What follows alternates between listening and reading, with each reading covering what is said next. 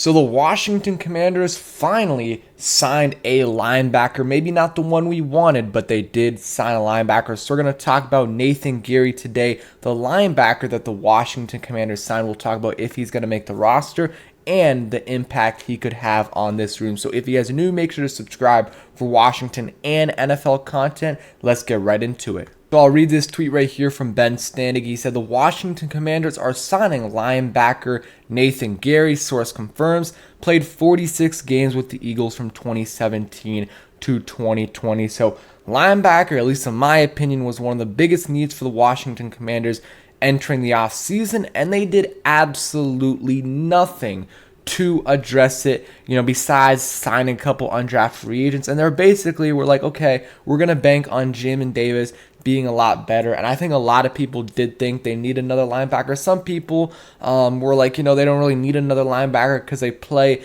in two linebacker sets all the time.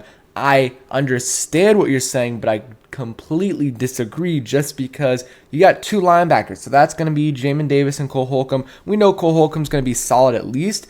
Jamin Davis, I don't know. It's still a question mark. But even if Jamin Davis is good in his rookie year, if he gets hurt or if Cole Holcomb gets hurt, knock on wood, then, you're going to be playing David Mayo or Khaleke Hudson 100% of the snaps. And that just isn't something I want to do. And I think it's, it would be smart for them to sign a linebacker. And they did sign a linebacker in Nathan Gerry.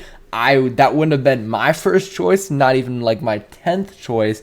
But at least it's someone. At least it's someone with NFL experience. Played in almost 50 games. So at least they signed someone. Let's get into it a little bit with Nathan Gerry. But yeah, I think a linebacker was needed.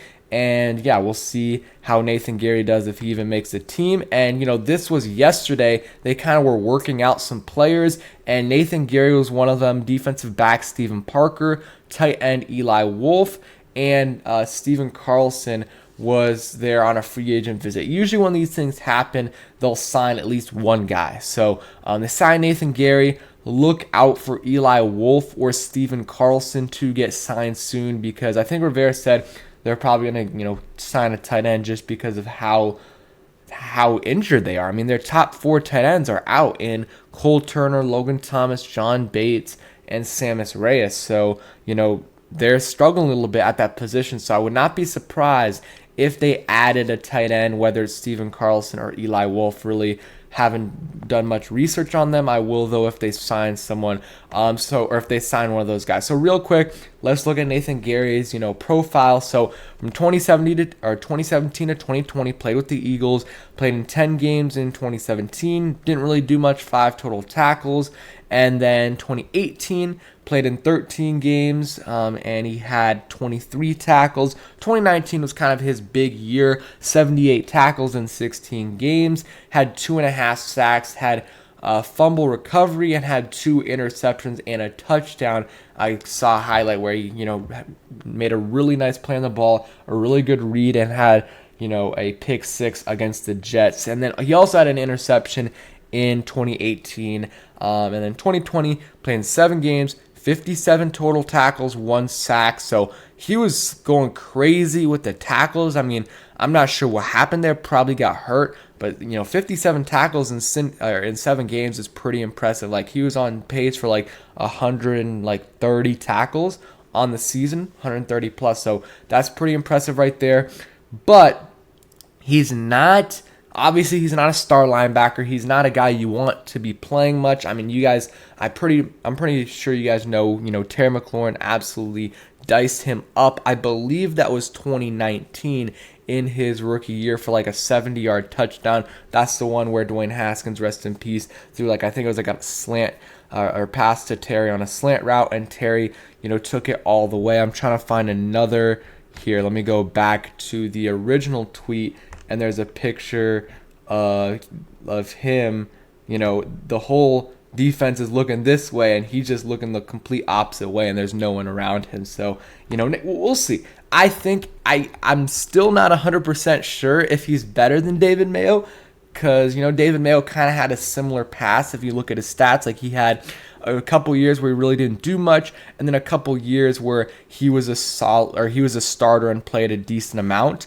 with the Giants. He had like 1 year. So I don't know. I'm not a huge fan of this signing. I'm a fan that they signed a linebacker that has NFL experience. I don't want to be trying out undrafted free agent as a starter at some point. I much rather, have Nathan Gerry out there. I still would I don't understand why even AJ Klein isn't on the team. He knows the defense, and in my opinion, is a lot better than Nathan Gerry and David Mayo. But I'll take I'll take it. I'll take them signing a linebacker because they needed to do it, and now they can kind of see how they'll be able to see who's better in practice, Nathan Gerry or David Mayo. And then I'm going to be showing you guys his draft profile real quick.